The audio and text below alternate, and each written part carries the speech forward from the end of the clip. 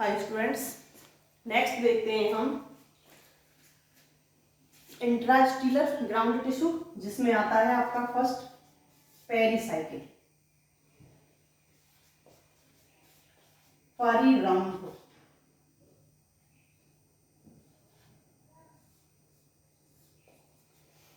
तो परिरंभ कहां प्रेजेंट होगी?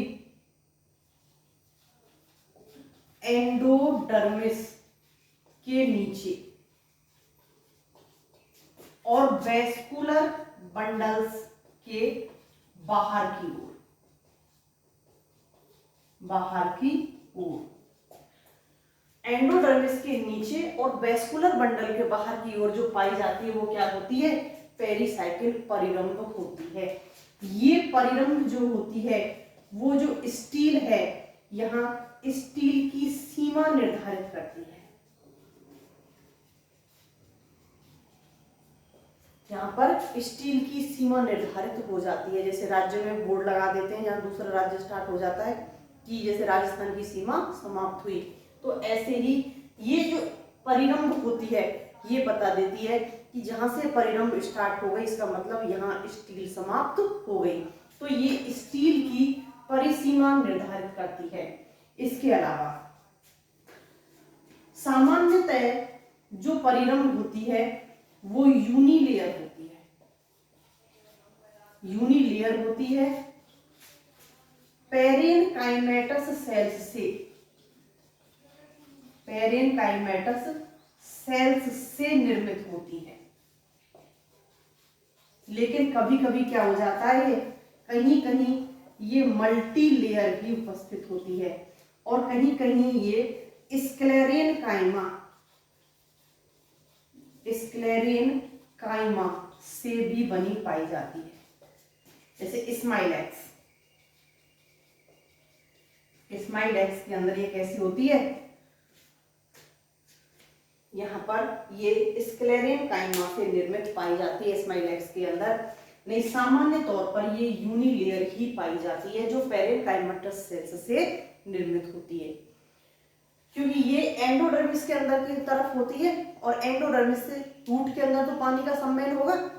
तो अगर ये ऋण मिलेगी तो पानी का संवहन नहीं हो पाएगा।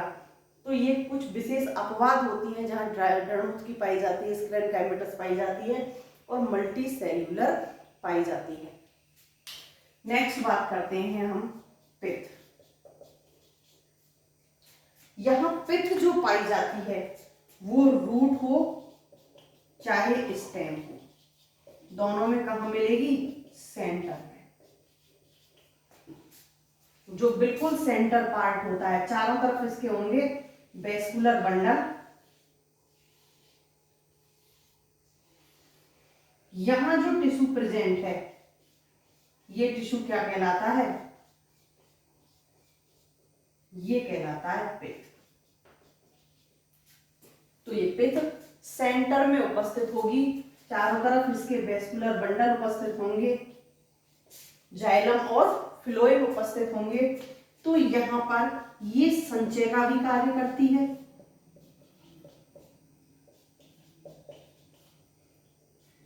और ये संवहन का भी कार्य करती है। ये कार्य बहुत कम होता है और मेनली कार्य किसका होता है? संचय का, क्योंकि यहां पर रीजन और टेनिन की जो डक्ट होती हैं वो यहाँ सेंटर में उपस्थित पाई जाती हैं। इसकी जो सेल्स होती हैं, सेल्स सामान्य तौर पर पेरेनकाइमेटस होती हैं। पेरेनकाइमेटस सेल्स पाई जाती हैं। मृद ऊतकीय कोशिकाएं पाई जाती हैं, पतली भित्ति वाली पाई जाती हैं। लेकिन यहाँ पर अंतर कोशिकीय अवकाश नहीं होता। अंतर कोशिकीय अवकाश एब्सेंट होता है। यहाँ किसी भी प्रकार का अंतर कोशिकीय अवकाश नहीं पाया जाता। ओनली क्या मिलता है? जो कोशिकाएं होती हैं वो एक दूसरे से सटी हुई पाई जाती हैं। मृदूत की कोशिकाएं, किसी भी प्रकार का कोई अंतर कोशिकीय अवकाश नहीं पाया जाता। तो इसका मतलब यहाँ पर गोलाकार कोशिकाएं नहीं होती। अगर गोलाकार कोशिकाएं होती हैं तो नॉर्मल सी बात है, जब भी अरेंजमेंट होगा तो अंतर कोशिकीय अवकाश यहाँ पर उपस्थित होगा। तो ये कोशिकाएं या तो आयताकार होंगी या बहुभुजी प्रकार की होती हैं। तो ये विभिन्न पदार्थों का यहाँ पर संचय कर लेती हैं। इसके अलावा नेक्स्ट जो मिलता है और लास्ट वो होता है पिथरेज।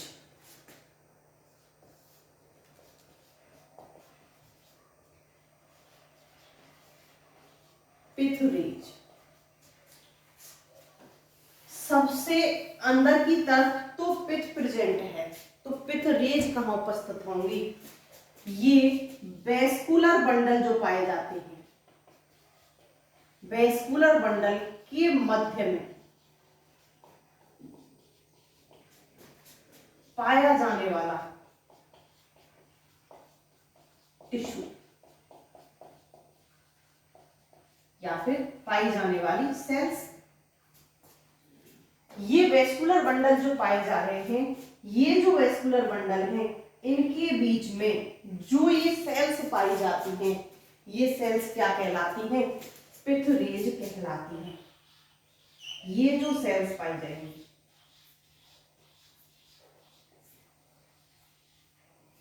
ये पिथरेज कहलाती हैं।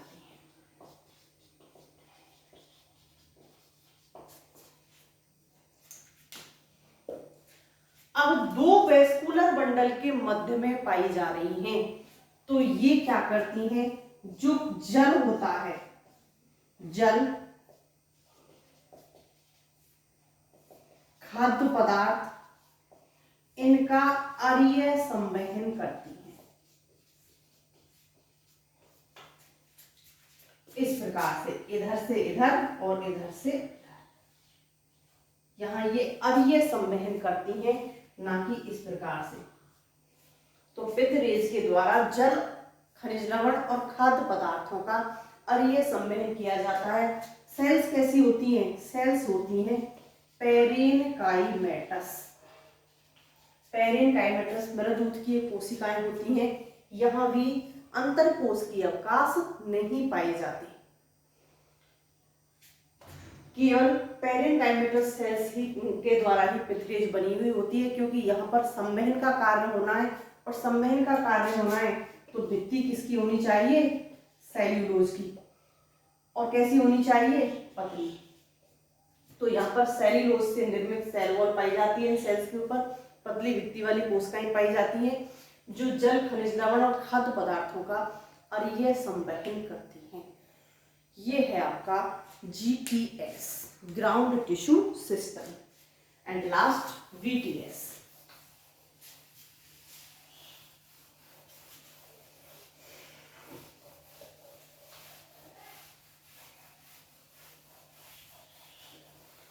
बीटीएस को हम पहले ही पढ़ चुके हैं। कहां?